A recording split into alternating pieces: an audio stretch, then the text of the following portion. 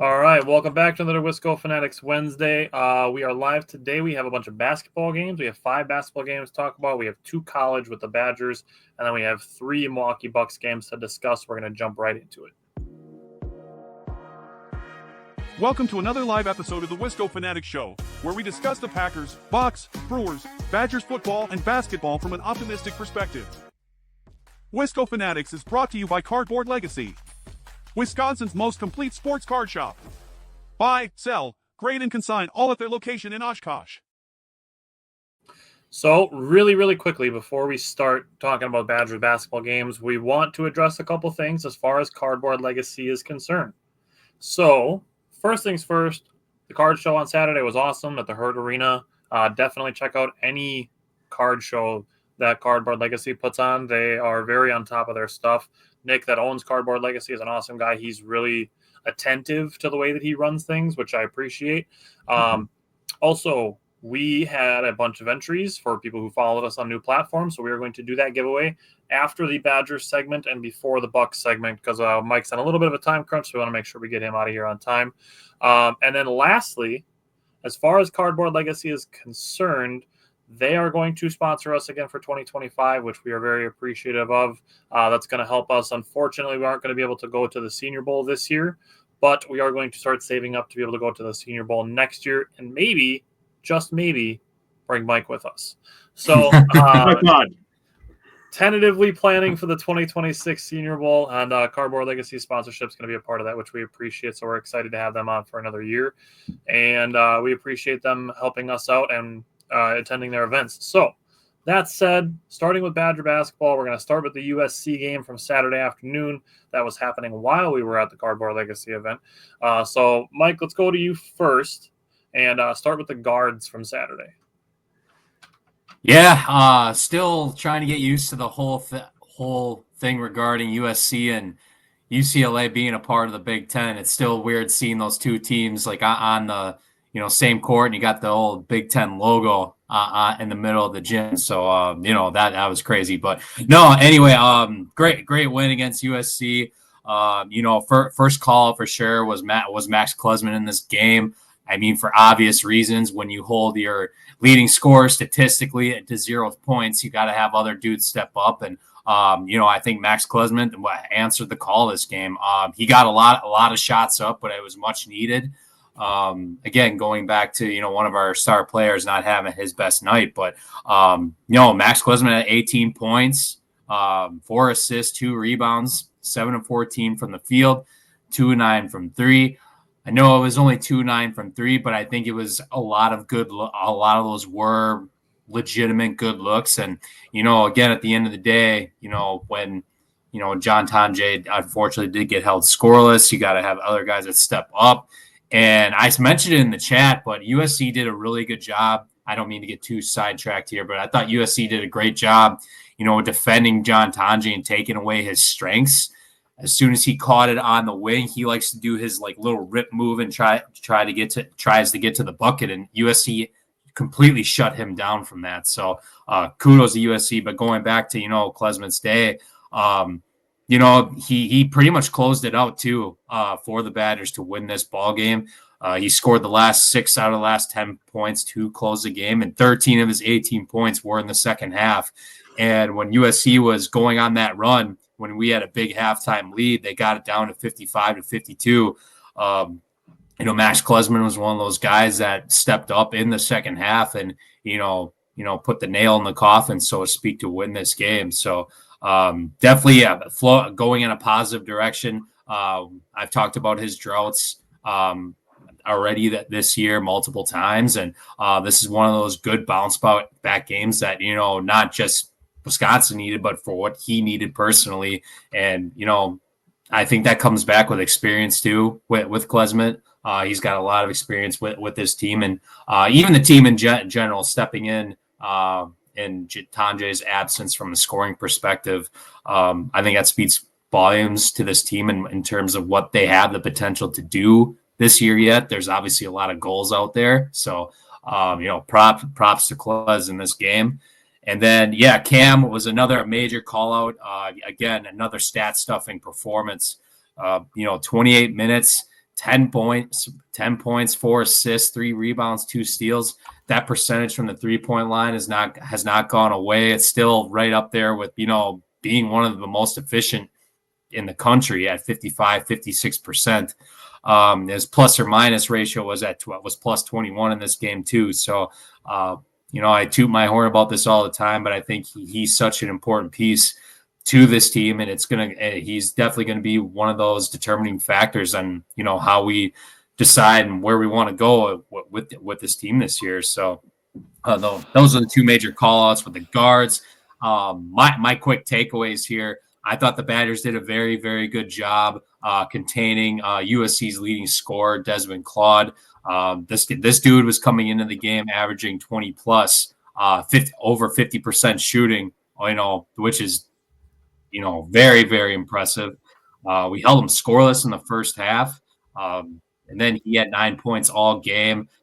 Held him to 5 turnovers too, which is outstanding from a defensive perspective. And I mean, in general, the Badgers, I think, did a really good job, holding USC to a season low, 27 points in the first half. And, with, Badgers getting a lot of accolades this year from the offensive side of the ball, this is a really, impressive performance, putting on a defensive clinic, so to speak, especially in that first half. So, no, those were definitely the major call-outs for me in this game. So, looking at the guards, you kind of mentioned John Tonje, and you and Jake both last week were calling for more Kamari McGee minutes. And in my mind, this game, those minutes came at the expense a little bit of John Tonje. So, John Tonje only ended up playing 22 minutes of this game. He only took the 3 shots, 2 of which came late in the shot clock. He also had a couple early turnovers, and then you just look at Kamari McGee, and he was locked in. So, I don't mind Greg Gard giving Kamari McGee a little bit more run. Something you guys were calling out last week with the Minnesota and Ohio State games. Looking at John Blackwell, he started 3 for 3, including 2 for 2 from the 3-point line, making really good decisions on attack in the basket, finishing well. He had 16 points in the first half, 12 points in the second half to finish 28 points, 10 of 16 from the field, 2 of 7 from the 3-point line. I still think that's where he has an opportunity to improve. And 6 for 7 from the free throw line, which is great. Ended with an exclamation mark dunk at the end of the game. So with his 28 points, 5 rebounds, and assists, 2 steals, did have 3 turnovers. That's kind of the mark I'd like him to stay under. So if he's at that or under that, I'm okay with it. Looking at the Badgers as a team, 3 turnovers in the first 3 possessions and then 4 straight scores. Kind of a roller coaster to be riding there. I did like seeing, I'll let Jake talk about Adrian Amos come in and be effective right away. Looking at what other things USC did to kind of neutralize the Badgers' offense a little bit was they basically divided the floor kind of how the NFL has the hash marks. And that's how it seemed to me, was like the paint lines extended to half court, and they were hedging that super far out, not trying to not let the Badgers get to the middle of the floor. And that, to me, is what made it kind of hard for John Tonje, because it cut off about half of his dribble drive options. Now, when we get to UCLA, I'll talk a little bit more about what I mean with John Tonje and him driving. But for USC, sliding super far out in the middle of the floor and then pressuring the ball, it's not just something that like, oh, why don't the Badgers do that? Your roster has to be built for length to be able to try to do something like that. So that's not just why doesn't everybody just do that? It's something that you have to be built for. It's just like we'll talk about it in the spring, I'm sure, but the Badgers are going away from the air raid. Now they're going back to a power run game. You need to be built for that. So there's going to be less flashy wide receivers, and there's going to be more big Berthas up front. Thank God. Yeah. So you got to be built to do certain things and strategize certain ways. I will say, love seeing Nolan Winter working his footwork. I'm going to let Jake talk about that as well. I'm just going to leave that at that. Now, second half, Wisconsin got up by 19 points. USC went on a 13-0 run. Ball movement slowed down for the Badgers, and the Badgers weren't getting to the paint. The Badgers were hitting threes in the first half because they were playing from the inside out, not shooting contested threes. So that's going to be something I will definitely continue to keep an eye on with how the Badgers shoot threes, because they're shooting more of them this year. It's got to go inside out. That's what gets you open looks. It's what gets you better looks, and then the ball movement on top of that. Now, I will say, like Mike said, when USC got within 3, it was basically Max Klesmit and John Blackwell getting to the paint, helped it bump it back up to 7. And then after USC got close, the Badgers kind of cranked up their defense too and used it to feed their offense. And then Kamari McGee and John Blackwell were able to push the lead back up to 13. So overall, very pleased with the wings, especially John Blackwell. John Tonje, in my mind, I was thinking that this game doesn't mean that John Tonje isn't good or that he's overrated. In my mind, it goes to show that the Badgers can win a game without their highest scorer scoring 20-plus points. In my mind, that shows me that the Badgers are deep and versatile and can win in multiple ways. And as we get closer to March, it's going to make the Badgers a really hard team to beat. I agree with that. All right. So, Jake, I'll let you talk about the bigs, and you can transition us from USC to UCLA. So first, Tyler, we were on Xbox last night as we were watching the UCLA game, and I kind of brought up a discussion on Blackwell where he needs to get a little bit better at handling the ball because he gets some sloppy turnovers sometimes in transition. And it made me want to go back and look at his recent games. So this is just a quick shout out for John Blackwell. Obviously, everybody knows by now that the Badgers won this game, and it pushed the win streak to 7. So during that 7-game win streak, Blackwell had 27 assists and 14 turnovers, so damn near 2-1. So he's been doing a really good job of that. So I just wanted to give him a good call out. Little pat on the back for John Blackwell. He's doing really good. He's growing in front of our eyes into a true point guard and a 3-level scorer, all in one, morphed into one body. So he's doing a tremendous job. So good job, John Blackwell. In terms of Nolan Winter, man, the sky is the limit. We could talk about John Blackwell, and he does some fun stuff. John Tonje does some fun stuff. But man, if you're a basketball purist, you love watching the Wisconsin Badgers offense because it's beautiful when it's run correctly, and then you also love watching a guy like Nolan Winter with a little bit of old school mixed with some new school into his game. As he gets stronger, obviously, the footwork is there. Tyler's talking about it. The footwork is there. He's doing the right things fundamentally. Now, the strength is going to be the thing that really shows it off, right? And he's getting stronger, and he's doing a tremendous job. 27 minutes, 6 of 7 from the field, 1 of 2 from 3. I love that he's starting to jack up more three-pointers. Love that they're starting to go in as well. He did a nice job there. Crowell, only 17 minutes. Didn't need him as much in this game, but he did play some good defense, in my opinion. He was in the right position most of the time from things that I saw. He ended with 9 points, 3 rebounds, and an assist, 3 of 4 from the field, 1 of 1 from 3. So, again, as Tyler brings up all the time, just presenting yourself as a threat is a big thing for Stephen Crowell. I do have his numbers during the 7-game win streak as well, which the last loss before the UCLA game was the Illinois game where he got called out publicly by Greg Gard. So I wanted to give you guys those numbers, so just hold on for that. So I really love that you brought up Amos.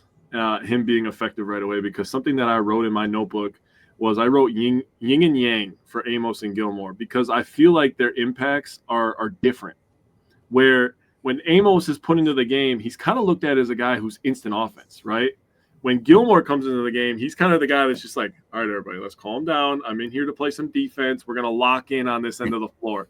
And they are yin yang in that way. They come in, they're both similar size, they're both similar athleticism. Amos obviously came in from Northern Illinois, a guy who is known to shoot threes and be a scorer, right? And Gilmore, his MO is he's just a hustle guy. Lunch pail, first guy into practice, last guy out. So they're literally yin and yang, and I love how Gard is using them. But yes, Amos came in the game, 4 points, 1 for 3, 1 for 2 from the three-point line. I wrote spark plug next to him as well, because he does a tremendous job when he comes in ready to shoot, ready to spread the floor when others aren't making big-time shots. Couple quick shout-outs I wanted to give here. The Badgers forced USC into 16 turnovers that turned into 22 points for us. I mean, so tremendous job there. We also held them to 28 points in the paint, and we scored 38. So you got 22 points off turnovers, and you're plus 10 on points in the paint. You held them to 6 of 15 on three-point shots, so they're not getting a lot of looks, and they weren't making a lot of them. 40% is not bad, but, you stretch that out to 12 for 30, you're not going to be feeling too good about yourself, right? So good job by the Badgers. That's been something that Tyler and I have talked about as well, as players not closing out on shooters fast enough. So for them to only get 15 looks at the three-point line is a big deal to me. The Badgers win streak up to 7. Now, I'm going to take us into a transition here because the Badgers are on a 7-game win streak after this. So Butler, Detroit Mercy, Iowa, Rutgers, Minnesota, Ohio State, and USC have all died by the hands of the Badgers. Stephen Crowell has scored 106 points, 42 rebounds, 12 assists. He shot 40 of 56 overall during the 7 games, 7 of 15 from downtown. He had 4 blocks and a steal. For averages, that's 15.1 points, 6 rebounds, 1.7 assists, 71% from the field, and 46% from behind the three-point line. This is the Stephen Crowell that needs to show up now and for the rest of the season. Great call out there, Jake. Yes, no, I mean, that's 71%. That's shit. You can't really ask for much more if we're going to be honest. I mean, he's taking 56 shots in there, and you're telling me he's going to make 70% of them? Love that. Yeah. You want me just to keep going real quick? Yep, keep going. All right, here we go. I'm talking a lot today, so get used to my beautiful voice. All right, Badgers at UCLA. I have some things I definitely want to complain about, but I'm going to wait till the end here. Nolan Winter, 5 points, rebound, 0 assists. Crowell, 11 points, 5 rebounds, 3 assists. What I'm going to say about this, the Badgers had a nice defensive effort against USC. You like what I did there? Nice, right? Because they scored 69. There you go. He did not have a nice defensive effort against UCLA. The perimeter defense was bad. The paint defense was bad. The secondary defense, the help defense, was atrocious in my opinion.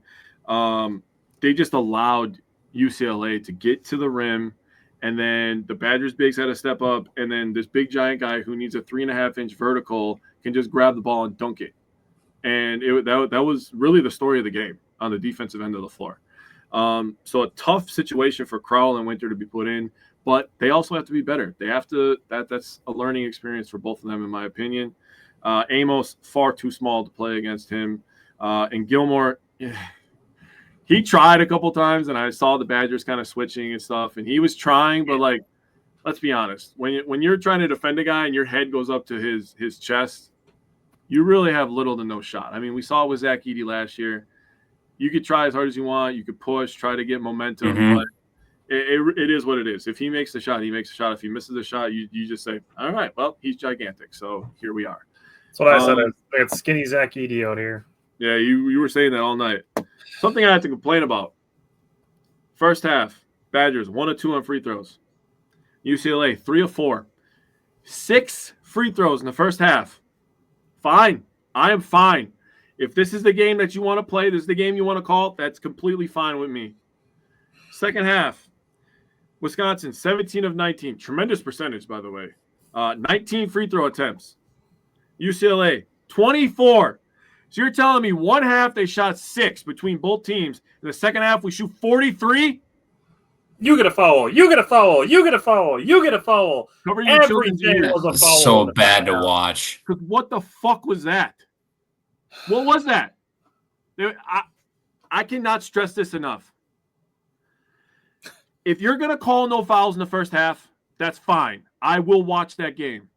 If you're going to call fouls, that's fine. I'm going to bitch about it because I don't like basketball like that, but that's fine. You can't do both in one game. Yeah.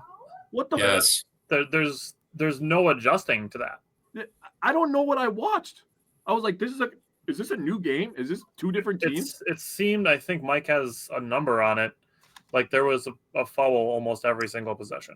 There was a point in the second half. The Badgers got called for a foul on 8 straight possessions by UCLA. Wow. 8. That was so. Again, tale of two halves, Jake. I was gonna bring it up, obviously, when it came around to me, but like, how do you make that? That was such an inconsistency from as soon as the second half started. Like, what the hell kind of game is this? This is completely different from what we were dealing with in the first half. Like, what exactly, changed? I don't. But yeah, 8 straight possessions with a foul called on us. That was it was an absolute joke in my view. And for me, I'm sorry, but for me, when I was watching that, you see the fouls starting to pile up, right? And the perimeter defense was, it was what it was. I'm not going to dwell on it too much. But at that point, when the perimeter defense is already not in your A game, and now you're getting called for every single ticky-tack foul, it's hard to be physical with a kid that weighs 190 pounds and he's 7'10". What are you supposed to do with that? Because if you get physical with him, it's just going to be another foul. Yep. You only have so many people you could put in that you feel good guarding him in the first place. But this was the ref show. It was ridiculous in the second half. And I'm not saying it just for the Badgers because we lost. I'm saying in general, I don't want to watch a basketball game like that. That was trash. Nobody wants to watch 43 free throws in a half. Yeah. No, that's garbage. Justin said Badgers won him $40 against USC, so he's a Badgers fan this month. Well, just be a Badgers fan all the time. You should. Hey, they also covered last night. If it wasn't for that John Tonje 3, because UCLA was actually favored 3.5 going in this game. I'm like, God damn it, really? But no, all Badger fans can thank John Tonje for hitting that 3 to cut it to 1. Sorry, that was a side note. I had to throw it out there. Steve said he just joined. He looked at UCLA's big last night. Last night was his coming out game. He's skinny Zach Edey. That's literally what he was playing like, and that's how he was going. Steve the dude except turnovers. The dude averaged what, like 4 points, or is it 4 minutes a game? Like I forget. 3, and then he had like 18 last night. Yeah. So, it's looking at the wings, John Blackwell, like Jake said, he needs some work on some of his full court ball handling. It's just an option, something that he can work on to continue, taking the next step to the next level. He's still doing a good job driving, finishing, kicking out to his teammates. Was good at the free throw line. He was 10 for 12 last night. He hit a huge 3 late in the game to cut the game to a 1-point game. Got the game tying shot blocked. Had a good look. He just held the ball just a hair too long, in my opinion. He was trying to give himself like an extra second to make sure he had, just the right touch on it. And that split second was enough to get the shot blocked. Now, I'm not going to go so far as to say controversy, but just some general complaining. And Mike posed the question, should Greg Gard have called a timeout in that situation? I am a proponent of letting the guys play it out. You look at the possession before that where Blackwell hit the big 3. He did a really good job. There was no timeout called on that play. Just ran a set. John Blackwell got a good shot. Same with the last play. I believe hindsight is feeding into this so heavily because his shot got blocked and the Badgers didn't score that people are like, well, they should have called a timeout and drew something up. Whereas if they called a timeout and drawn something up and John Blackwell gets his shot blocked, then the thing just flips to why did they call a timeout? They should have just let the players play. So got to stop the hindsight bullshit. Just let players and coaches do their stuff. Like the whining about it after the fact, just again, there's nothing you can say to me that would tell me that you would be like, nope, I'm glad they called the timeout, even though they didn't get a good shot. If you're also complaining that they just let the guys play. And again, in my mind, with Blackwell hitting that big shot to play before the possession before, just let the hot hand go. I mean, 23 points wasn't his most efficient night from the field. He was 5 of 14, but he was 3 for 7 from the three-point line. That's one of his better shooting nights. And he was 10 of 12 at the free throw line, like I said. Now, the 4 turnovers is a little high. But looking at it, Jake already knows the answer to these 2 questions. But UCLA came in very good defensively, not just in the Big Ten, in the country. So there are 364 schools in basketball for college basketball. Where, Mike, would you guess that UCLA ranks in points per game allowed? I knew it was up there. So out of 364, oh man, you're probably top 30, maybe. Top 30 is where Jake started. They are top 30. Shit. Let's go 23. Higher. Like reach to the sky. Oh. Sky, right below the sky. We'll go 12. They're 15th in points per game allowed. Out of 364 schools, they allow 63.7 points per game. Badgers beat that by 20. Mm-hmm. Now, where do you think UCLA ranks in turnovers forced per game? Well, they played great D, so I mean that's got to be up there too. Top 30? Still top 30. Oh boy. Let's go 19. Higher. 13? Higher. 9. Higher. 2. 2. Hey, nice. UCLA ranks second in the country in turnovers forced per game at 17. So UCLA, they are a good defensive team. So in my mind, I'm not looking at this as like, oh my God, the Badgers lost. Now we need to go back to firing Greg Gard and all these players suck. Like, just got to take your losses when you have them. The Badgers went to the West Coast. They went out to LA. They split the games. I take that. So looking at it, it is what it is. Looking at the turnovers, the game started 4 turnovers in 6 minutes. In the second half, 3 turnovers early in the second half. Just got to start the halves better than that. They weathered the storm in the first half to take a 26-20 lead after being down 12-6. I'll let Mike talk about the one guard foul that kind of changed the game. But looking at it, the last thing I'm going to say is John Tanji scored 6 of the Badgers' first 9 points, started 5 for 5 from the 3-point line. Had a late offensive rebound, second chance point, and 1 shot. He was fantastic. And you look at the USC game and be like, oh my God, is John Tanji overrated? And then you're like, nope, John Tanji is properly rated. He is one of the best players in this team. He can hard to keep the good ones down. He can fill it up. He was 8 of 9 from the field, 6 of 7 from the 3-point line, 2 for 3 on free throws out of 49 free throws shot in this game. John Tanji only took 3 of them. Yeah, that's a good call out too. He only took 3 of them. 24 points, 5 rebounds, 2 assists, only 2 turnovers. I will take that as well. Great night from John Tanji. No notes, 10 out of 10.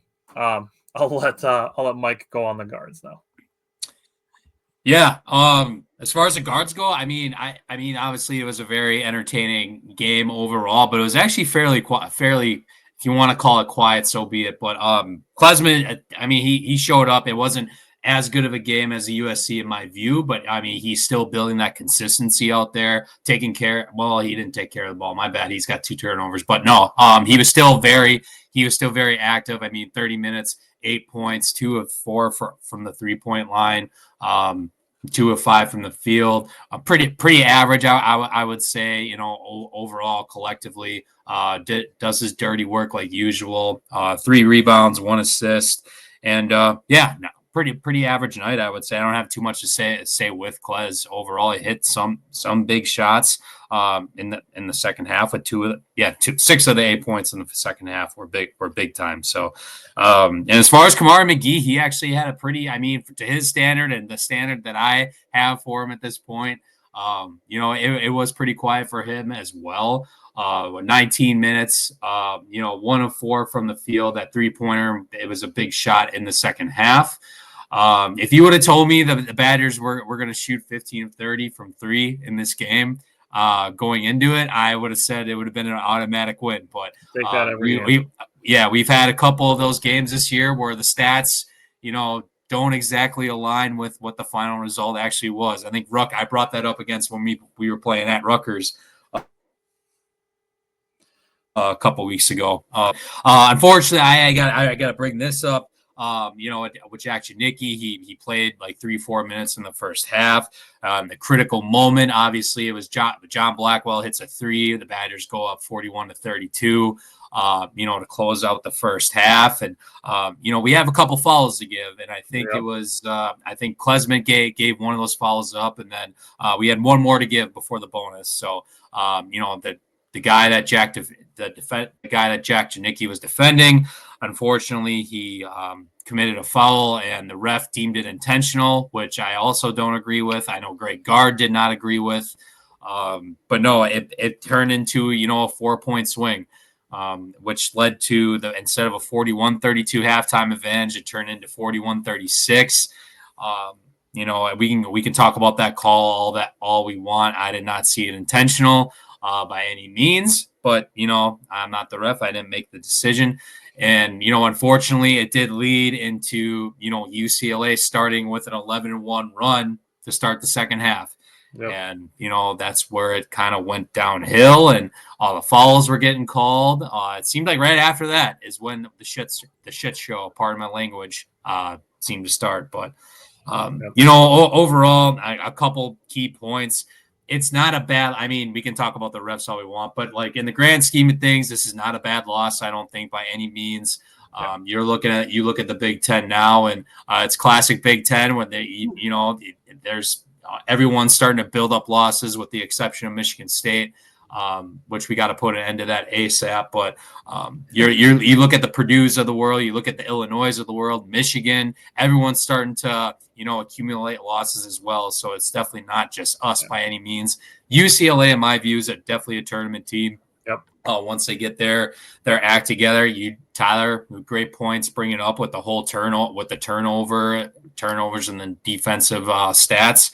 I did think too, though, at the end of the day, the turnover battle was what kind of led to this too. 13-7 happened in the beginning of the game. It happened in the beginning of the second half as well.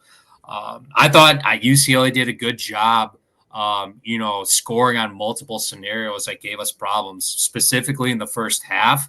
I thought we could have done a better job defending the pick and pop. I know Steve had a kind of a hard time recovering against who's 34, Bilodeau, because he hit 2 3-pointers right away, right in the first half of that game, and it was more so defending the pick and pop.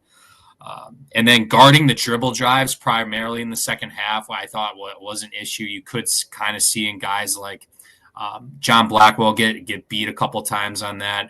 Kamari McGee did get beat a couple times on that as well. And, just taking away the paint in general, Jake talked about it. The other part of that dribble drive aspect of it, and Steve, yes, those were Tanjay's exact numbers.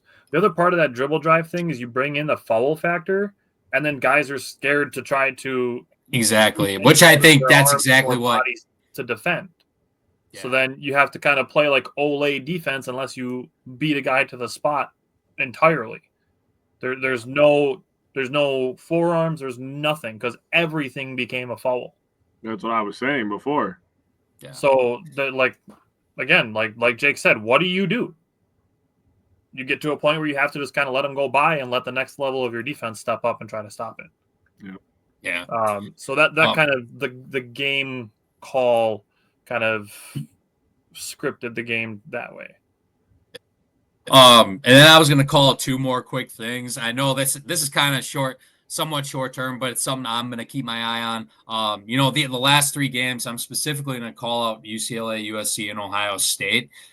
Where the Badgers have had really good starts in the first half for the most part, but as soon as the second half starts, the lead just evaporates quickly. So it's just something that I'm going to watch, at least going forward. Once we do that, how do we start our second half? Is it going to be like this every single time? And credit to, these 3 teams. They, it's D1 college basketball. Everyone's going to make their runs, but I just think, but happening 3 straight games in a row, that's something that I'm definitely going to monitor, I would say, going forward. And, I said it before, this isn't a bad loss, but I was going to call out too, in the 4 conference losses the Badgers have had, they have had double-digit turnovers. So you're looking at UCLA last night was 13, Illinois was 11, Michigan was 10, and Marquette was 14. Well, I shouldn't say Big Ten losses. I'm sorry. 4 losses overall. But I think that's kind of a common denominator too, if we're looking at it as well. So I guess going forward, take care of the ball. And I'm also going to be watching how we start in the second half for the games going forward. So, Steve, to answer your statement that Wisconsin must be ranked very highly in KenPom offensively, they are 9th. So yes, very, very high in KenPom. They are 21st in net rating. So pretty strongly ranked in the KenPom part of it. The KenPom used to absolutely hate Wisconsin. By the way, even prior decent teams in recent years, we were not on the KenPom's high list at all. Yeah. So this is probably the highest I've seen Wisconsin on that list in a long time. Yeah. Yep. Love to see it. And we've talked about it, but that's credit to Greg Gard for what he's done with kind of changing the attitude, the strategy, the scheme of the program, especially with the way they play offense. So the Badgers only have one game between now and next Wednesday. They play Sunday against Nebraska, so that'll be the only game we have for the Badgers basketball team next week. So, Mike, we'll let you get out of here, and we will see you next week to talk Badgers and Nebraska. Thanks, fellas. Big one on Sunday against Nebraska. Connor Sejan coming to town. I know he's going to freaking want this one, so the boys better come ready to play, to say the least. Imagine if he had stuck around. You know how many threes he could be shooting every game? Oh, man. It'd be open season for him. Game. Freaking 10 threes a game for him. Yeah. I don't even mean to get too off topic, but can you imagine Chucky Hepburn was on this team right now too? Honestly, I can't. To be straight up with you, I can't. Yeah, I think they're better having Blackwell. You think so? Man, yeah, I don't know. Yeah, it's all right. We got the right pieces. We're still gonna win. I'm good, and I'm glad Chucky's doing well in Louisville. Both of them, yeah, they're both doing well. Yeah, he just broke. Again, don't mean to get sidetracked, but I think he had 16 assists last night in his last night's game. I forget who they played, but yeah, he had 16 assists. He broke some sort of record, I think. Probably like an ACC record or something. There's no way his 16 is an ACC record. Yeah. So, yeah, just throwing it out there. But, yeah, I'm going to take off, guys. Go Bucks, even though they don't have a game tonight. But and go Badgers, too. And, hey, it's basketball. Shoot from the pine. Yeah, the road to March. Let's do it. All right. See you later, Mike. See you next week. Yep, later. Alrighty, so we're switching from Badgers to Bucks. Now, before we do that, I have here the rally helmet. So I'll let you tell me when to stop. I'll flip through here, and I'll let you tell me when to stop, and we'll pick our 3 giveaways. We have a bunch of stuff that we got from Cousins. So Cousins wasn't able to sponsor us financially for 2025, but they gave us a bunch of stuff to give away, and we took a bunch of names into the rally helmet here, and we're going to pick 3 names out of here for people who followed us on Saturday while we were at the Cardboard Legacy show. So Jake, I'll let you tell me when, and I'll stop on the one that I'm holding now. All right. Oh, who we got? We got oh boy, this might be one of the little kids' handwritings. Yep, I can't read that. And there's no email address on there. All right. Do it again. Stop. Got a Lincoln Lidkey. All right, there's one. All right. All right. Bundle number 2 here. Giannis. Got Shane Fisher. There we go. All right. Uno mas. All right. Well, this one's for the good times. Chris Middleton. That also means stop, and that message is for our GM. Like, please stop trying to trade him. Mike Bird. There we go. My sister. Congrats all the winners. Thank you for signing up. She thought she was going to get favoritism for this, and I'm like, just for that, no. But she did not win. So, Lincoln Lidkey, Shane Fisher, and Mike Bird. Those are the 3 giveaways that we got there. So, thank you to Cousins for giving us a bunch of stuff to give away, like headbands and can koozies and free sub coupons and bags and snapbacks. So we're going to send all that stuff out later this week. So thank you for everybody who followed us on new social media platforms. We appreciate it. And again, thanks you to Cardboard Legacy. They're sponsoring us again for 2025, which we appreciate. So that's that. Thank you again to everybody who came and visited us, talked with us. Now, let's switch to Bucks basketball, and we're going to start with Bucks versus Magic. So let's go to Bucks Magic and give me your thoughts from that game. All right. So when we start this, I got to take you back to the game prior to this real quick. On Tuesday, Bucks played a back-to-back last week. They played Tuesday, and then they played Wednesday. So I wrote down stats for first quarters because the Bucks were on a hot streak of first quarters, right? First quarter versus the Kings, the Bucks were up 47-26. That's a plus 21 point differential. They shot 66.7%, 7 of 13 from 3, and had 12 assists. So they were absolutely firing on all cylinders in the first quarter. Now, fast forward to the next day, they played the Orlando Magic, who got some stuff to talk about. If you're an Orlando Magic fan and you end up finding this podcast, you will want to plug your ears when I give these stats. Versus the Magic, first quarter, the Bucks were up 34-16. which included a 19-0 run, by the way, when Damian Lillard scored 9 points of that 19, including a 30-footer. That means they were plus 18. They shot 60% from the field, 3 of 5 from beyond the arc, and they had 6 assists as a team. So first quarter is just the sweet spot for Milwaukee over the last week of games. Giannis had 26, 11 and 4, 11 of 15 from the field. He didn't have to shoot in the fourth quarter because we were whooping that ass so bad. Didn't even have to use him. Dame ended with 30, 13 of 19, 3 of 3 from 3. So a Damian Lillard masterclass game. Brook Lopez, 5 of 7. So stats I want to give it on the Orlando Magic. The Bucks are 3-0 versus the Magic this year. They have one more matchup. They are 30-9 versus the Orlando Magic since 2014-2015 season. Nice. That includes a 14-game win streak from November 1st, 2019 to March 7th, 2023. So they absolutely own the Orlando Magic. The Bucks see Orlando on the schedule. They're like, we're winning today. Yep. That's how that's going to work. The Bucks, a day after scoring their season high in points, had their season high in field goal percentage in a game, 62%. So great job there. The rebounding area, we had 49 rebounds to their 32 rebounds. We whooped their ass. How they scored, so efficiency, right? On the drive, the Bucks were getting into the paint all day. They scored 38 points in the paint. Damian Lillard had 15 of them. He shot 63.6%.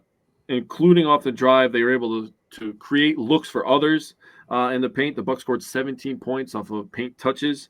They scored 35 points off of pull-ups. And this is where I was talking with Chris Middleton and Dame when Chris starts to get good.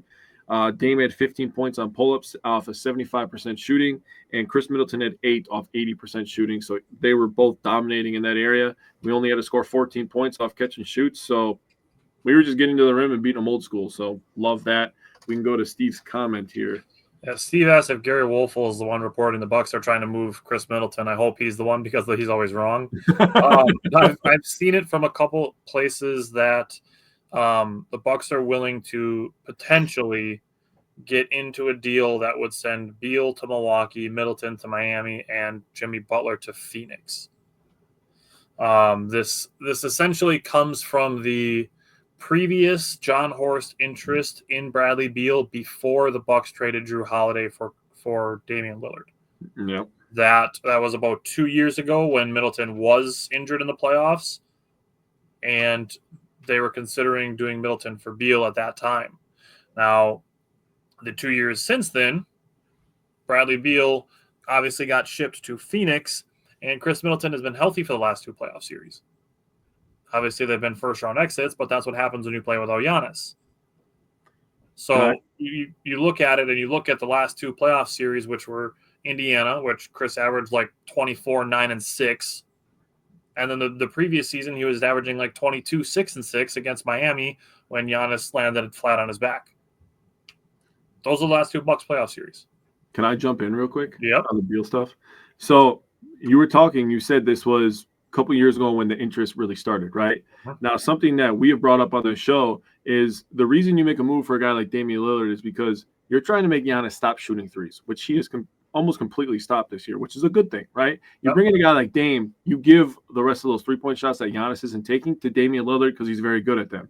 Now, as previously constructed, we had Drew Holiday as our point guard. Drew Holiday, okay three-point shooter, not really known as a deadly three-point shooter. That would be why you would bring in a guy with Beal who had that reputation as a deadly three-point shooter before, which it made sense back then, right? But now that we have Damian Lillard, who is at best an average defender, sometimes an above-average defender, he does give a lot more effort this year than he did last year. But you can't have 2 guys that want to shoot a bunch of threes and have the ball and are subpar on defense. That doesn't make any sense to me. Let's put a pin in this. And Steve's bringing up Bradley Beal's injury history. Yeah. I'm just going to pull up their games played. And I'm sure Chris's is probably lower in the last couple of years. Yeah. But, I mean, Chris has played in the last 2 seasons 73 regular season games, and Bradley Beal has played 83.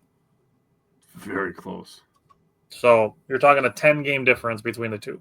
So health is really not going to be a point in Bradley Beal's favor.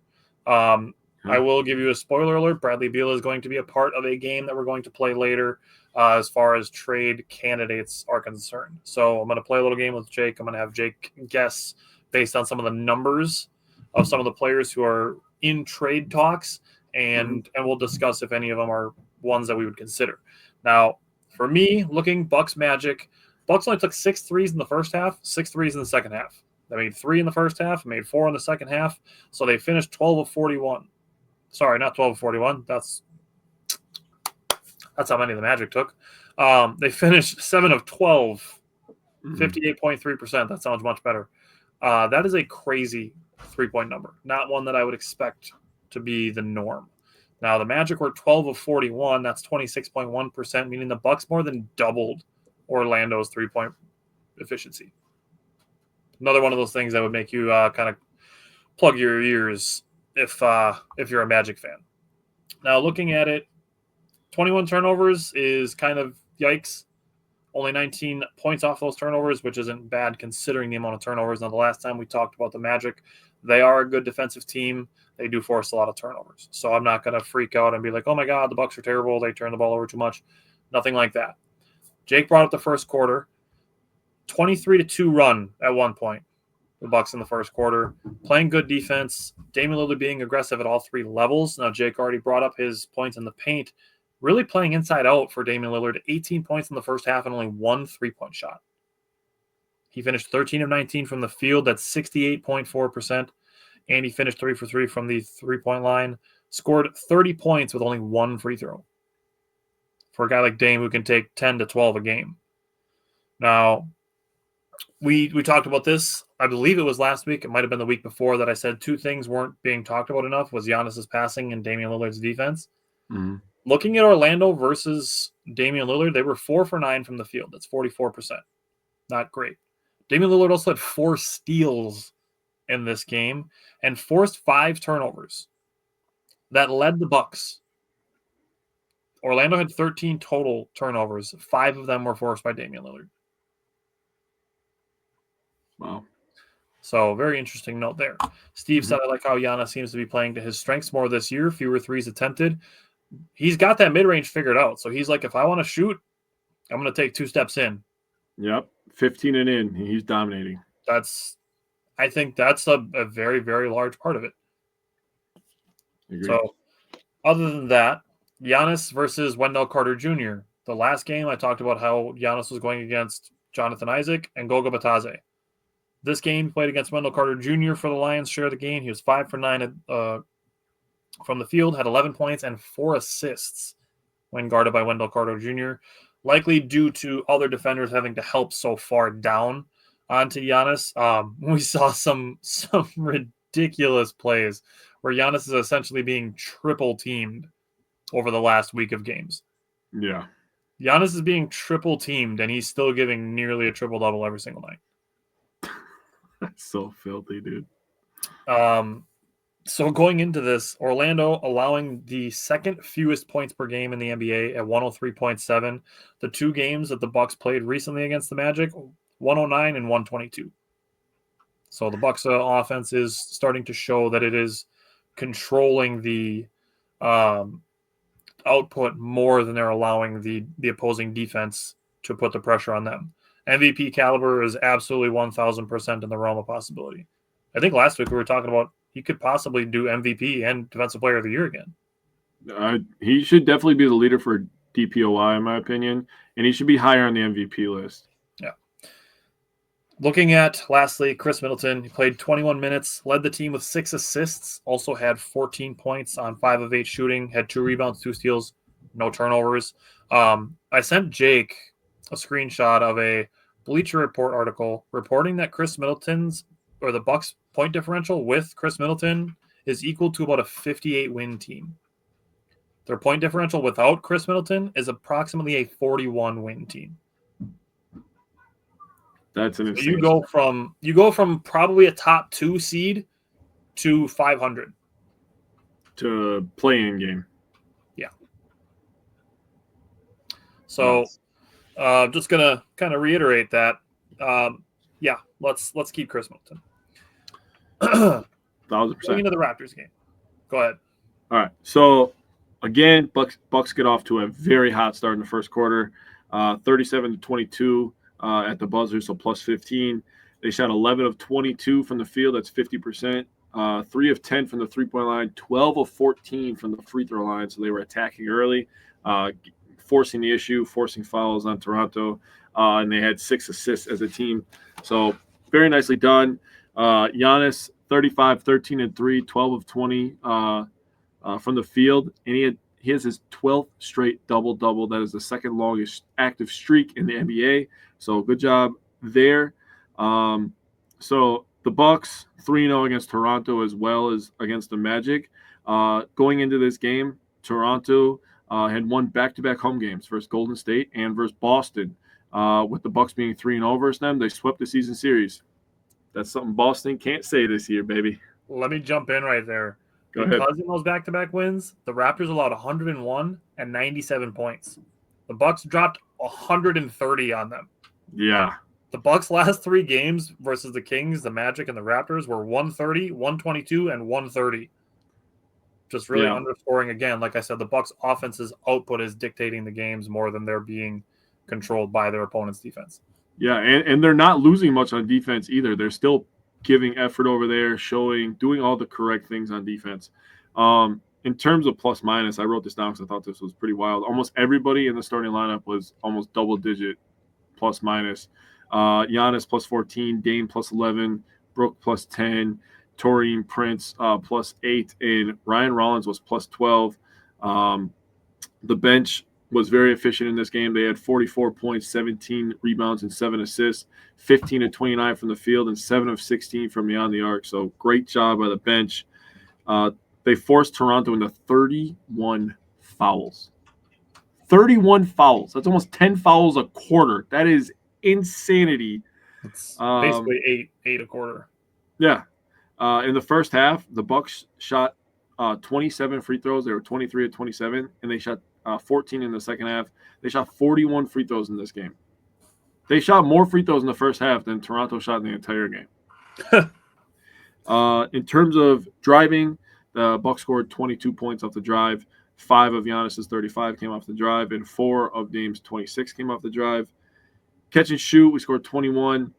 Brook and Taurean Prince only had 3 points in that area. They both shot 33%. And Bobby scored 3 points as well and shot 20%. So while the Bucks are dropping 130, we have guys missing wide open jumpers. They could have easily scored 140, 145 in this game with a little bit more efficiency from those 3. In the pull-up game, scored 40 points. And I knew this was going to happen. I literally called this like a month and a half ago. I was like, when Chris Middleton starts to be a Chris Middleton, this number is going to skyrocket.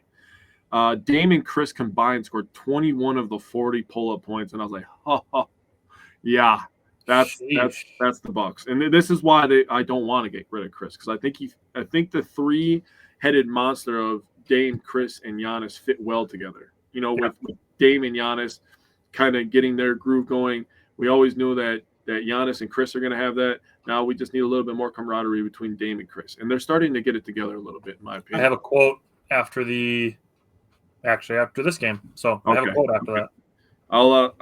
Well, that'll be a good transition point because they scored 16 points in the paint. They were very efficient there. Only a few shot attempts, but they made them.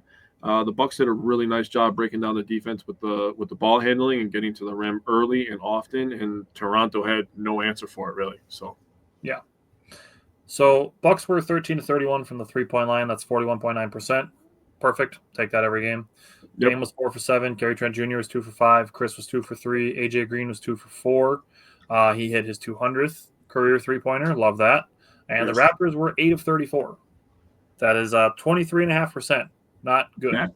That's bad. Don't love that for Toronto. Well, I mean, it doesn't affect. Well, that's right. So looking at it with Toronto, the Bucks held Grady Dick and Scotty Barnes to 0 for 11 from the 3-point line. So the Bucks were really defending the three-point line with purpose. It did allow the Raptors to get some ball movement going, and we saw it with Ryan Rollins a couple times, letting guys get to the baseline a little bit. That did get some good looks at the rim, essentially, and allowed the Raptors to get some easy dump offs. But looking at the Bucks defending the three-point line, their last 3 games, they are number 8 in the entire NBA, allowing 37%. 0 for 11 is that good? It's good if you're going against them. It's good for the Bucks, yeah. I was going to say. Good for the Bucks, yeah. 37%. So you look at the last few years of Bucks three-point line defending. This season so far, they're 15th in the NBA. Last year they were 13th. The year before, this would have been the final year of Budenholzer, where they were 13th. 2021, 2022, they were 30th. The year they won the championship, 2020, 2021, they were 27th. And in 2019, 2020, they were 30th. So 30, 27, 30 to 13, 13, 15, and then over the last 3 games, number 8 in the league in defending the three-point line. So there's progress there. Again, I haven't seen very much of it lately, but for the Fire Doc people, the Bucks are progressing. You really can't ask much more from Doc Rivers as far as the Bucks are concerned. And furthermore, in this game specifically, you look at the beginning of the fourth quarter, the Raptors came out with a 6-0 start. Doc immediately took a timeout. Out of that timeout, Bucks went on a 10-2 run. The Bucks went from a 16-point lead to a 10-point lead, back up to an 8-point lead, 18-point lead. The Raptors never got within 15 points again for the rest of the game. Love that. So, again, you talked about the back-to-back wins for Golden State and Boston, and then you're talking about the Raptors coming in and the Bucks essentially shutting that streak down. And then you go to the 76ers game, and this game is where I'm like, Chris isn't going anywhere. So this is the game where I have the Chris Middleton, Damian Lillard kind of chemistry quote. Damian Lillard, after this game, Chris Middleton was 5 for 10 from the field, had 13 points, 5 rebounds, and 8 assists, 1 turnover in under 25 minutes. And then after the game, Dame said, he's another guy who sees the game the way I see the game. So for Damian Lillard to be saying something like that, there's chemistry building there. And you look at the Bucks social media, and they're sharing pictures and videos of Dame, Giannis, and Chris laughing and joking together on the bench. And now you want to blow that up? Like I said, after this game, we're going to play a game. So, Jake, you can give me your thoughts on Sunday. Yeah, so 76ers without their superstar, Joel Embiid. I am so sick and tired of this guy. Don't ever mention his name in the same sentence as Giannis again. Don't mention him in the same sentence as superstar at the end of the sentence. I don't want to hear that shit. I really don't. Let's read this comment real quick before it gets lost in translation here. Steve said the Bucks won their championship when Giannis played the best playoff ball of his life. That's what we'll need again. Doc has his team playing well now. Just got to keep carrying that momentum in the playoffs. Yeah. I mean, we had conversations early in the season when the Celtics looked like world beaters and the Cavaliers were undefeated. And you get to the point of now when we're in January. In December and January, is that when you want to be playing your best basketball? No. You'd like to be playing good basketball. You'd like to be building good habits, something that Giannis says all the time. Yep. But with 3 months of the regular season remaining, you want to know things that you can improve. I mean, we are barely past the halfway point of the season. Yeah. And we're still, two-ish weeks away from the trade deadline. So there's lots of improving to do still. And that's the thing is January, get better in February, get better in March, get better in April, be at the top of your game in May, and then hopefully you'll be playing in June. Yep. So, continue. Yeah. Talking about the halfway point, I saw a guy on Bleacher Report today was giving grades out for every team, and he gave the Bucks a C. I was like, I'm not even going to dive into the comments. Not even going to do it. Not worth my time. we break down this game. So obviously Giannis, I told you last game, had 12 straight double-doubles. He now has 13 because that's literally just what he does. Yep. 34, 15, and 6. I say that nonchalant. And when I take a look back, when I'm able to tell myself to take a look back and think about that, that is ridiculous. Yeah. And the efficiency that he does it with, 13 of 17 from the field. I don't want these moments to go unnoticed. I really don't. Dude, okay. So people loved how Russell Westbrook was averaging triple doubles all the time and, scoring 30, and James Harden is scoring 35 a game. And it's taking them 25 shots to get there. And Giannis can score 34 points on 17 shots. Ridiculous. This guy he's filthy. The thing about Giannis that, and I 100% agree with this comment from Steve right here. Victim of his own greatness. Absolutely. He does not get the love he deserves in the MVP. Usually, like some guys who are like super efficient, like we talk about quiet 30s or loud 30s or quiet 20s, right? That's a thing in basketball. Giannis's points are always loud because the stadium gets loud when he dunks. The stadium gets loud or quiet when he dunks, or he does a fancy assist, or he grabs a disgusting rebound, or he does a spin move and finishes an and one, and he's screaming in your face. It's all loud. So I don't understand why it's all hush hush with him in the MVP race. It makes no sense to me. Giannis needs because he's shooting more mid range, and those are quieter points. That's fair. That is a good point. That is a very good point. I hate that you made that good point in the middle of the comment. That's his game evolving, which he's not getting enough credit for. Yeah, that's very true. He deserves more love for that. Look at me. I said two smart things in a row. Ha! Good night, everybody. Good night, everybody. Love that. So talking about efficiency here, I'm going to flip the switch here. On the drive, the Bucks only scored 13 points. They didn't have to score that many points in other places. So on the drive, they scored more in other places. On the catch and shoots, we scored 36.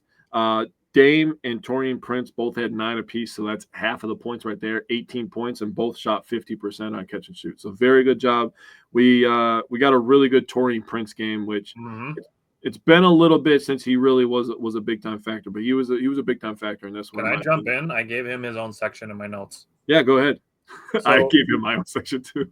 Oh, all right. I'll let you finish. Then I'll say what I have. No. I said what I wanted to say. It's been a while since we had a good Taurean Prince game. He was 3 for 5 from the 3-point line, hitting his threes, and he was doing a really good job of he does a really good job. He's kind of sneaky with it.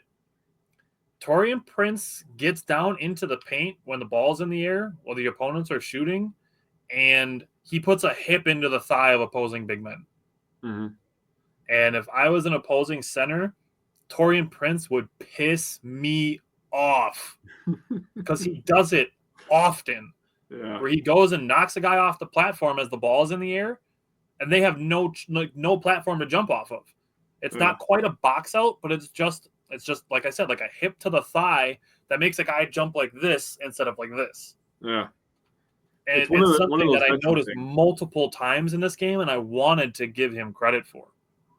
Yeah. So it's something that there's no stat sheet that it'll show up on. There's no highlight reel that's going to show up on. But Taurean Prince, I see you, and that is absolutely a part of rebounding. And when you bring up the Bucks beating the Magic, 49-32 in rebounding, that stuff matters. 100%. So that's Taurean Prince doing things that you don't see on the stat sheet. And then you just look at the 76ers in general. They were 3 for 8 from the field when guarded by Taurean Prince. Yeah, he was doing really great things, and there's more to basketball than just stats. So 100%. I wanted to give him credit for that. Yeah, I love that. Talking about that, the Bucks won the rebounding battle in this one by 10. They had 48, and 76ers only had 38, and we held them to only 5 offensive rebounds. I will say that if he would do a little hip check to Joel Embiid, he might end up outside the stadium with how hard he's going to flop. Just wanted to point that out. Getting back to the pull-up game, we had 14 points on pull-ups. Dame, Chris, and Giannis are the only ones that shot pull-up shots in this game. They were not very efficient. Dame shot 22%. Chris was 40%, which isn't bad, and Giannis was 40%, which is also not bad. But they got to be a little bit more efficient. They didn't really need it in this game, but I would like that going forward to be one of our more efficient areas since we like to shoot so many of them. Now, the paint touches, the Bucks, everybody was doing a tremendous job. Again, breaking down the defense with the dribble drive, breaking down the defense with moving the ball and passing the ball. It wasn't sticking to anybody's hands. And they scored 32 points in the paint. 15 of them to Giannis. Our best offense was definitely just breaking them down and getting in there and getting dirty. And they didn't really have any resistance down in the paint. I mean, there really is nobody that stops Giannis. When he has a full head of steam, you really just foul him. Yeah. That's your option. Yep. And I saw a stat today that if Giannis would make 80% of his free throws, he would average over 37 points per game. Yeah. I was like, God damn. Dude, that's Wilt Chamberlain numbers. Wow. Yeah. Just 80%. That's insane. Yeah. 37 a game, bro. That's fucking wild. Wow. Go ahead, buddy. So the Bucks were actually I want to throw a couple things out there before I throw my takeaways out. Good. Firstly, I love Tyrese Maxey. He's so good. I love the way that he plays. Like, he's not a flopper. He just plays hard.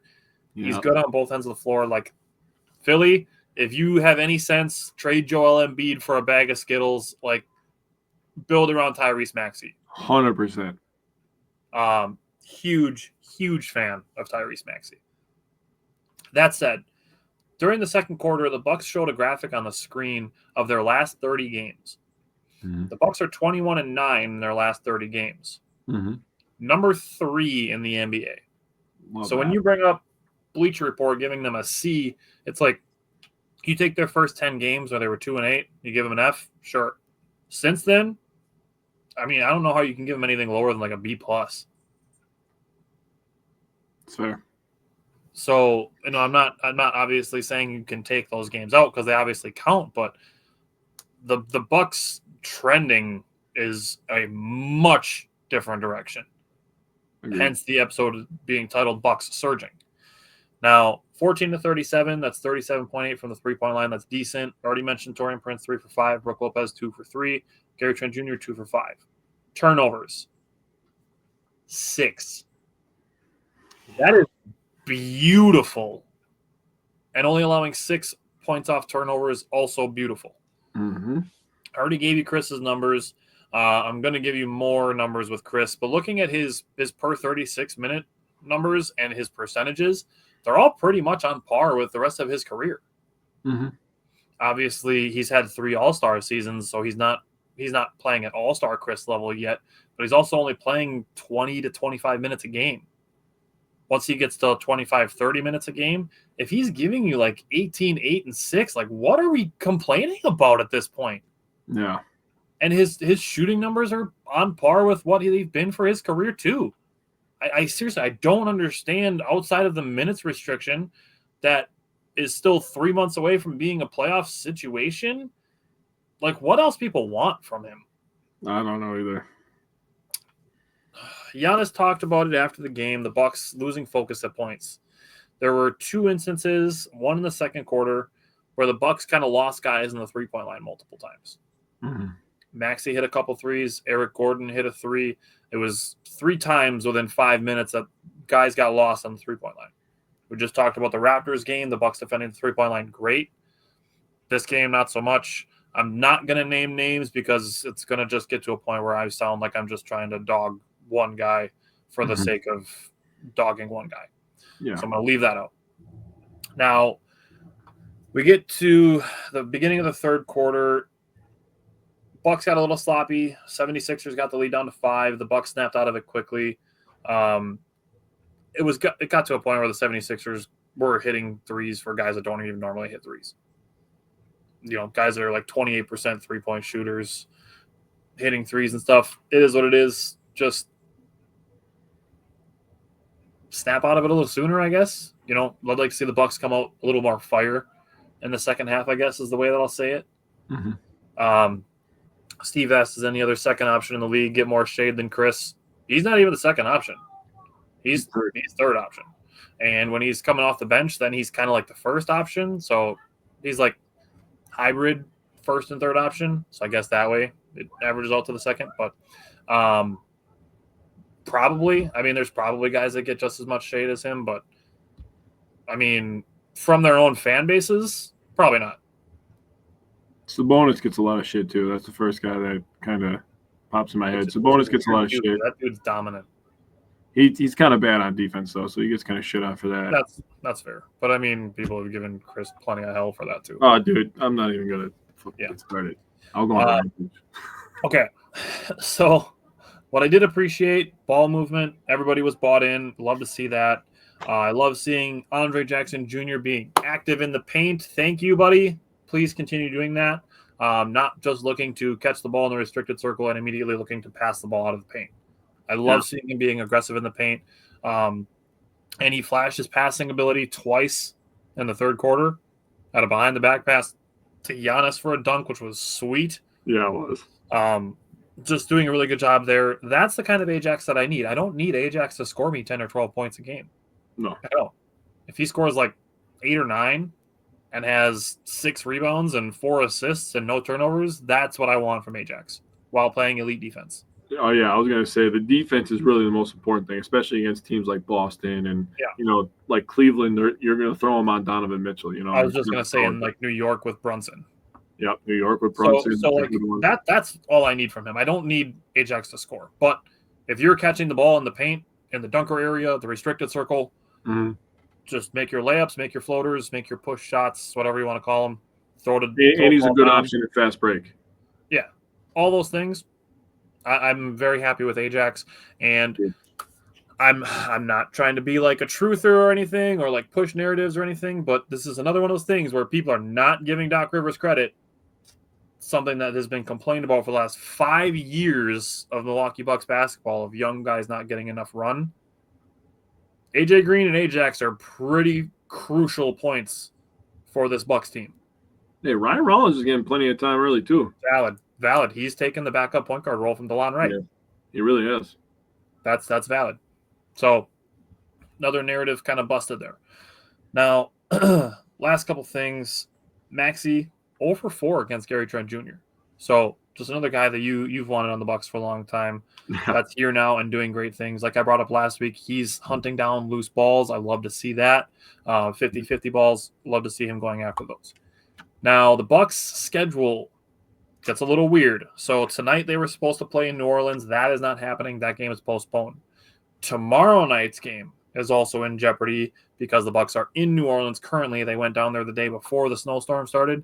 So they were down there, which I get that the NBA doesn't want to lose, game revenue for a game, but I don't understand why you couldn't just play this game in front of no fans.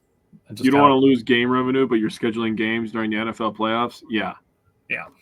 Okay. I mean more like locally in the stadium. I know what they're trying to say, but like, come on. Yeah. It is what it is. We got to a point where the Bucks were playing Sunday, no game on Monday or Tuesday, and then they were going to play Wednesday and Thursday. Yeah, I mean, what are we with doing? Travel in between? Yeah. Which they still might be. The plan is for the Bucks to hopefully get out early tomorrow morning to still be playing against Miami tomorrow. Miami is already on their way to Milwaukee because Jimmy Butler did not make that flight and is now suspended. So if the Bucks play tomorrow night, Miami will not be playing with Jimmy Butler. Other than that, the Bucks play Saturday at the Clippers. Then they play Monday at Utah, and they play Tuesday at Portland. Jimmy Butler is going full Le'Veon Bell right now, bro. Dude, yeah. Full Le'Veon Bell. Like being active and being a problem at the same time. Like, dude, you're literally going to ruin your career.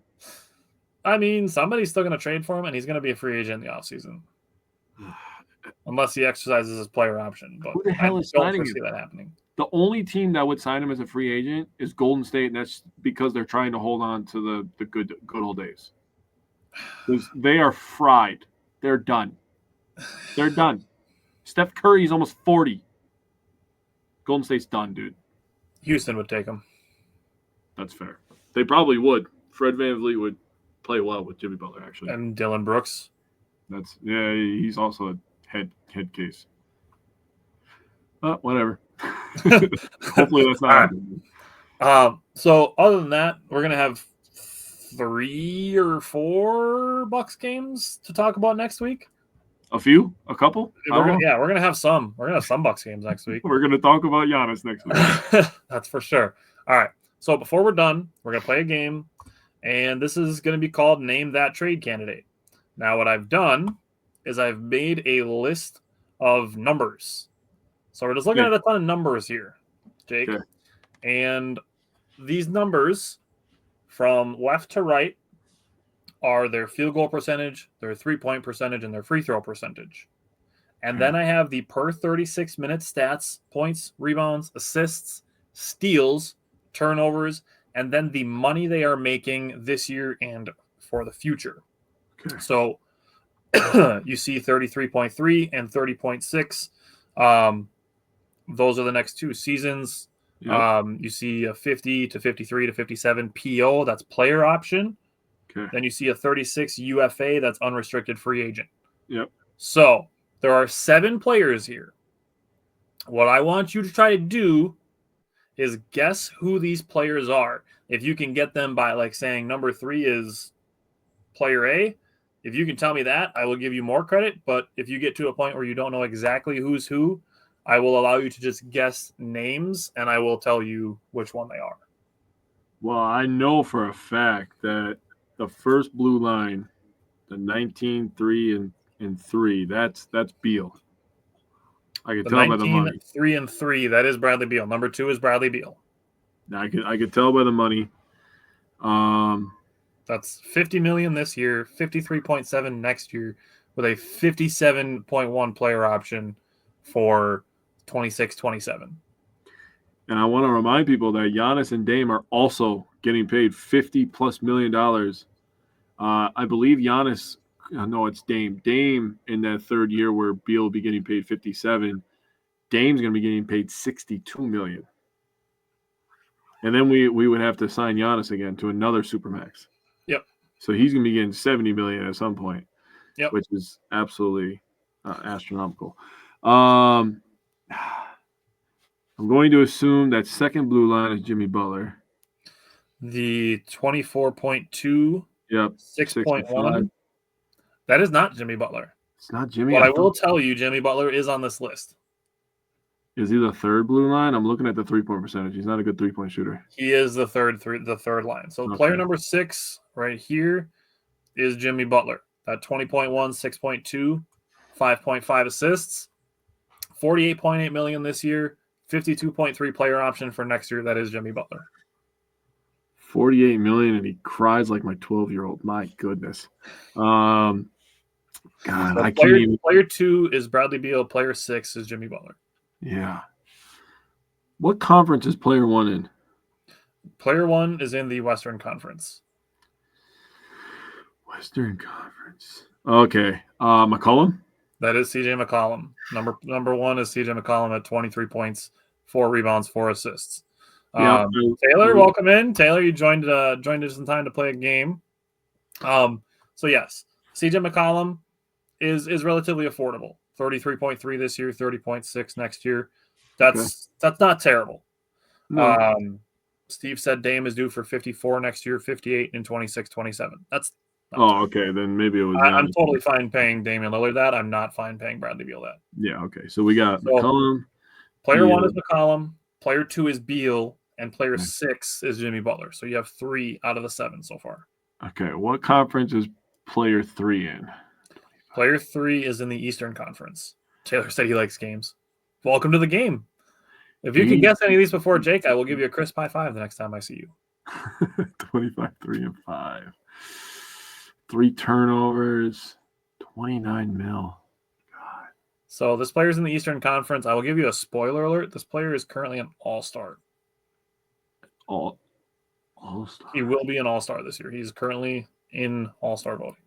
Oh, shit. I'd just be clicking on the Bucks. I don't even be looking who's leading. Damn. He's a good free throw shooter. He's actually 40, 40, and 85. And only 29 million. I actually kind of like this. Damn. Does he play for the Hawks? Nope. Damn, I was really centering it on the Hawks for some reason. A little Is more he on north. the Magic? Nope, north of the Hawks. North of the Hawks. He's on the is this LaMelo Ball? This is not LaMelo Ball. Oh wow. He's probably averaging more assists, that's right. I just thought because of the money he probably didn't get paid as much. God, give me another clue. Let's see. He was traded this previous offseason. Oh, Jesus Christ. There's so many people traded. He was traded from the East Coast or from the West Coast to the East Coast this previous offseason. It's not Cam Thomas. How did you know I was going to go there? Because of the point? I'll tell you, he's south of Cam Thomas. He's south of Cam Thomas and north of the Hawks. Oh, so he's on the Sixers. Okay. Nope. That would be west. South, just straight south. Just straight south? Oh, shit. Oh, he's on it. He's got to be on the Knicks. No. No? He's not in New York. Steve got it. Don't look at the comments. Steve got it. Steve, next time I see you. I went full screen, so I didn't see the comments. I put my phone down. I didn't want any distractions. I'm really trying this. Good job, Steve. You can take to it. Just tell me what Steve said. Show me. Let me see if I can see it. Oh, wow. Poole's averaging that? Jordan Poole, per 36 minutes, is averaging 25.1 points, 3.5 rebounds, and almost 5 assists. Now, holy shit. 29.6 this year, 31.8 next year, 34.0 the following year. I would entertain the idea of Chris Middleton for Jordan Poole. My God, I don't hate that. I feel kind of weird saying that out loud. I don't hate that. The only thing really to consider at that point is if the trading the youth for the chemistry is worth it. Yep. You would have to rein in how erratic he is at times. Right. Which is obviously you only see the low lights of this guy. So that kind of kills it a little bit. But man, wow, he's got some good shooting splits, to be honest with you. I would consider it. Okay. So player 1 is CJ McCollum, player 2 is Bradley Beal, player 3 is Jordan Poole, and player 6 is Jimmy Butler. So you have 4, 5, and 7 left. All right, let's work on 7 here. He's getting paid 43, 46, 49. He's averaging 25, 5, and 5, basically a steal, 3 turnovers, 50, 40, 80. That's pretty fucking good. Steve, that's a good point. Winning cures a lot of things, but yeah, chemistry takes a hit. Yeah, that's fair. So, damn it. So is this guy in the West? Nope, this guy's in the East. Damn. This is really, if we're looking at this list, this is really the only guy that I would be like, yes, I would trade Chris Middleton for him. Oh, wow, that's crazy. Well, so hold on. I previously objected to trading Chris Middleton for, but I got to back up a second here. You said this guy's going to be an all-star. You think Jordan Poole's going to be an all-star? He's currently voted as an all-star. Is he really? Wow. I don't think he's an all-star, but he's currently being voted as an all-star. Good for him, first of all. All right, so 51, 45, 81. That you would say yes to this guy. I previously would have said no, but he's put some injury history behind him, so I've changed my tune a little bit. It's Zach LaVine. It's Zach LaVine. Dude, I said Zach LaVine, and then you were finishing your statement on he has some injury history. I was like, bro, I got it. It's Zach LaVine. Nicely done. Yeah, player 7 is Zach LaVine. He's a guy that's on the trade block. The Nuggets are currently the team that I've heard the most for Zach LaVine, but if the Bucks could do like Chris and Pat and a first-round pick for Zach LaVine, yeah, then they could honestly just buy out Pat Connaughton because they wouldn't need him. They could buy out Pat Connaughton, allow him to sign with wherever. And the Bulls are one of the teams that I've seen are reportedly, actually, and the Wizards as well, are teams that I've read that are potentially like on board with taking on Pat's money. Okay. Because he's an expiring contract. So I need 4 and 5. So 4 is 19, 6 and 7. That's pretty good. 31 and 34 mil. He's got a player option. 48, 37, 83. 19, 6 and 7. Who's the guy that fills up the stat sheets like that?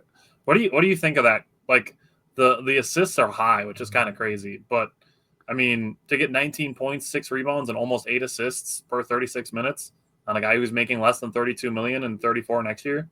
Yeah. Like those are pretty good numbers. And he only has 2.6 turnovers, which is really nice for the assisted turnover thread. Yeah. 48% from the field's not great. I don't love that. I don't hate that. 37% from the 3-point line kind of cures it a little bit. So this is obviously a guy that isn't afraid to chuck it. I mean, you look at 48% from the field. That's higher than CJ McCollum. That's just below Bradley Beal by 0.5%. It's higher than Jordan Poole. It's higher than player 4. Jordan Poole's playing with a bunch of people from the YMCA, though, to his credit.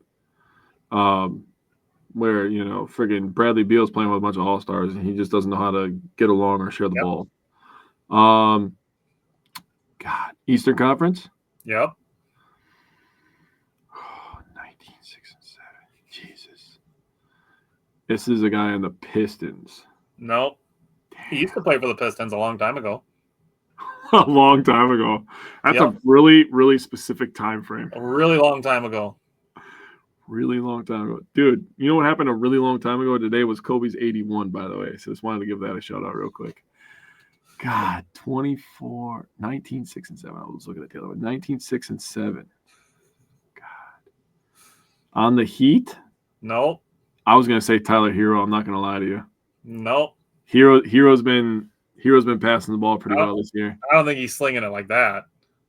He had a couple of high assist games and lower scoring games because he had to because they didn't have Jimmy Butler. I also thought because he was the 48% and the 37%. He didn't play for the Pistons a long time ago, though. That's true. Pistons a long time ago. Jesus, who the hell played for the Pistons a long time ago? They've had everybody, I feel like. God. A big man? Nope. He's a guard. If you want to consider him a guard, he'd be tall for the position, but he's more like a small forward. Jesus Christ, that doesn't narrow it down. He's got really good chemistry with one of his teammates.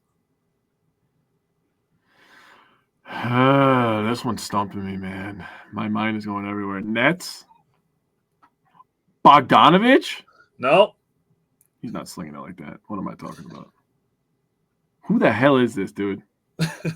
Player number 5 is Chris Middleton. What? Oh, my God. He did play for the Pistons. Yeah.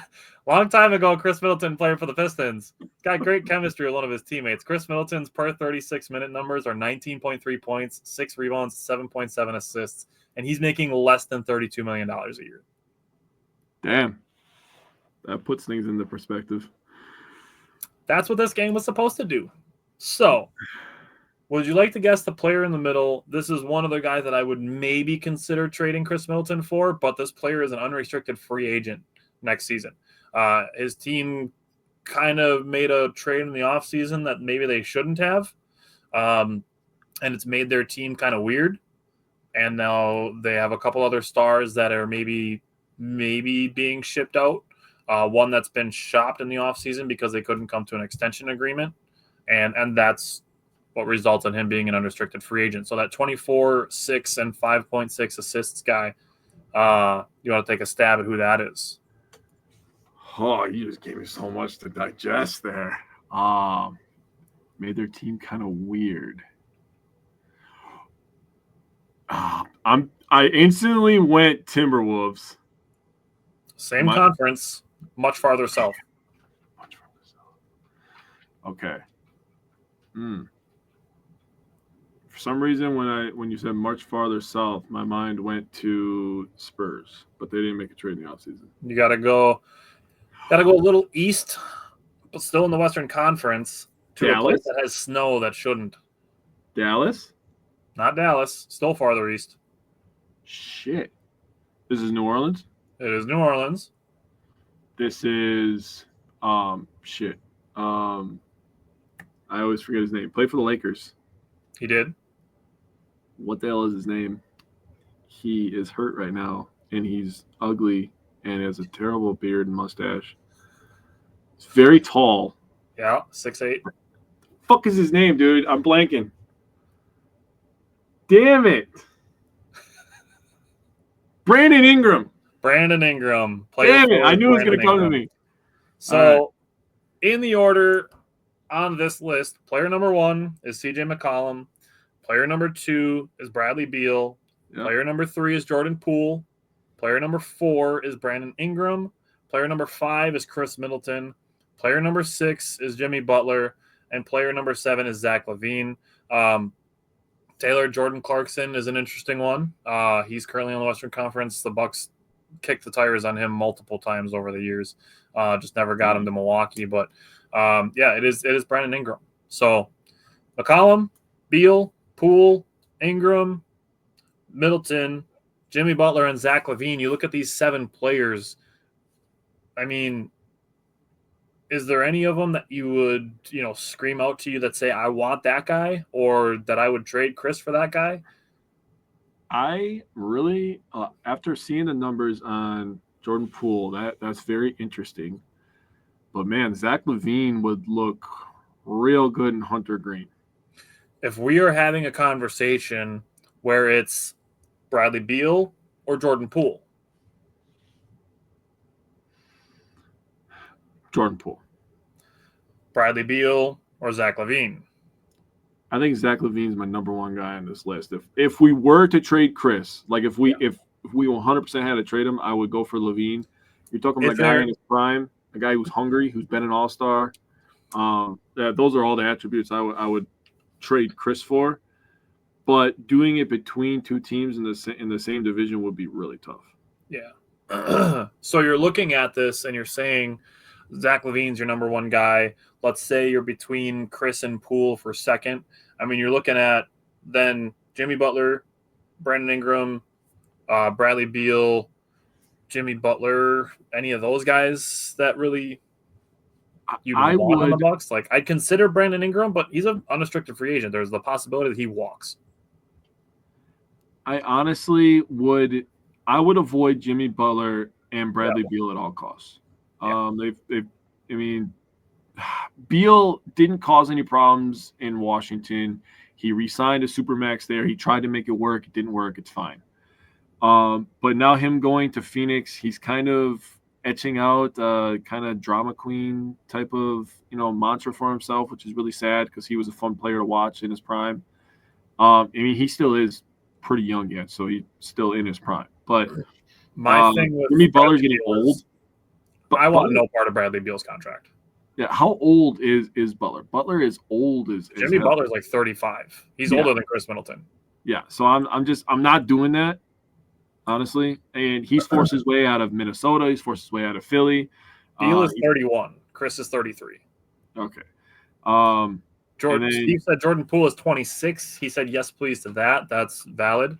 Jordan said surprised they've never been in the convo for a DeJounte Murray trade in the past since he seemed to be a hot commodity and regularly on the move. They were in the conversation last season because he was actually on one of my bold trade lists last year. He was. Yeah, I think Jordan Poole would be the correct answer. I would love Zach LaVine. I think Zach LaVine really wants to win, and I think he would fit in really nice next to Damon Giannis. Zach just another floor spacer, attacker. But yeah, Jordan Poole would be really nice, dude. Zach LaVine is 29. So he's only I think we're at the point where it's like Jordan Poole or Zach LaVine, I would consider. And McCollum, no thanks. Beal, hell no. Jimmy Butler, not a chance. And Brandon Ingram, maybe, but he's unrestricted free agent. Nah, I'm not doing Ingram just because, like you said, you don't have the guaranteed years after that. So why am I going to get rid of Chris Middleton for a guy I have to rent? No. Yeah. So that's where we're at. Thanks for playing the game. Jake, you did fairly well at the game. Steve beat you to Jordan Poole, but thanks for playing the game. I'm going to post this and I'll let others play the game. And other than that, we will have, like I said, 3-ish Bucks games to recap next week. And we'll keep an eye on trade stuff. I will say this, if there is a scenario where the Bucks do end up trading for Bradley Beal, it's going to be tough, but as Wisco Fanatics, we will do our absolute best to find a way to make the best of it should that happen. Again, it's not something that we want to happen, but let's just keep an eye on the news, and hopefully it isn't the case. But let's see if maybe the Bucks will get in on some Jordan Poole or Zach LaVine conversations. Yeah. Steve said getting a young and solid player is the only plus for parting ways with Chris. I agree. Getting younger and potentially getting better. So other than that, thanks everybody for tuning in. Thanks for the comments. We will see you guys next week. Later.